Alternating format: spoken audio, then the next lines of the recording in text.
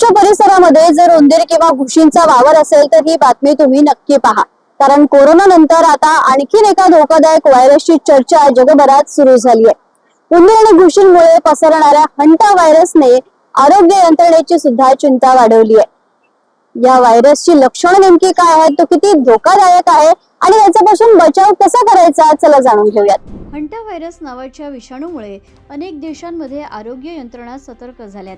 दक्षिण अमेरिकेतील एका क्रूझवर या व्हायरसचा शिरकाव झाल्यानं 3 जणांना जीव गमवावा लागल्याची माहिती समोर आली आहे। तर इस्रायलमध्येही या व्हायरसचा पहिला रुग्ण आढळल्यानं खळबळ उडाली आहे।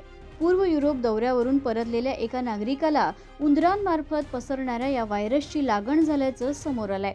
त्यामुळे आता आंतरराष्ट्रीय आरोग्य यंत्रणांनी सतर्कतेचा इशारा दिलाय।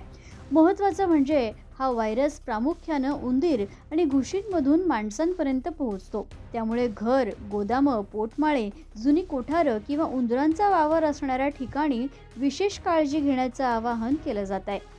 दरम्यान हंटा व्हायरसचा प्रादुर्भाव नेमका कसा होतो पाहूयात ग्राफिक्सच्या माध्यमातून।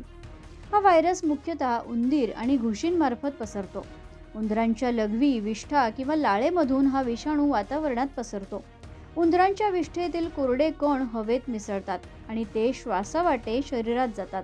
दूषित हवेत श्वास घेतल्यास हा व्हायरस थेट फुफ्फुसांमध्ये प्रवेश करतो।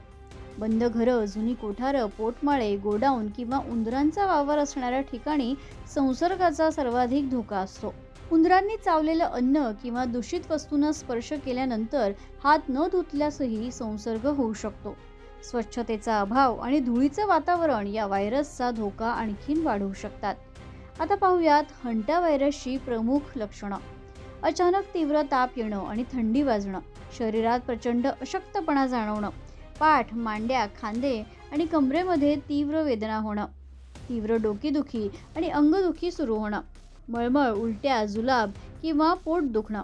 सुरुवातीच्या लक्षणांनंतर 4 ते 10 दिवसांनी फुफ्फुसांवर गंभीर परिणाम सुद्धा होऊ शकतो। फुफ्फुसात पाणी साचल्यामुळे श्वास घेण्यास त्रास होतो, छातीवर दाब जाणवणं आणि सतत खोकला येणं, अचानक रक्तदाब कमी होऊन चक्कर येणं किंवा बेशुद्ध पडणं। काही गंभीर रुग्णांमध्ये मूत्रपिंड निकामी होण्याचा धोकाही निर्माण होतो। शरीराच्या अंतर्गत भागात रक्तस्राव होण्याची शक्यता देखील डॉक्टरांनी व्यक्त केली आहे। आता पाहूयात हंटा व्हायरसपासून बचाव कसा करायचा। घरात उंदरांचा शिरकाव होणार नाही याची काळजी घ्या आणि भिंतीतील छिद्र तातडीनं बंद करा। घर, गोडाऊन आणि पोटमाळ्यांची नियमित स्वच्छता करा। पाळीव प्राण्यांचं खाद्य आणि पिण्याचं पाणी नेहमी बंद डब्यात ठेवा। उंदरांची विष्ठा किंवा लघवी कोरड्या झाडूने स्वच्छ करू नका।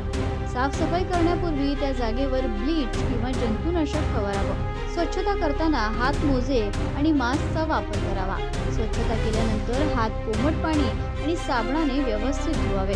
ताप, श्वास घेण्यास त्रास किंवा गंभीर लक्षणं दिसल्यास तातडीनं डॉक्टरांचा सल्ला घ्यावा। हंटा व्हायरस बाबत घाबरून जाण्याची गरज नसली तरी सतर्क राहणं अत्यंत महत्त्वाचं आहे।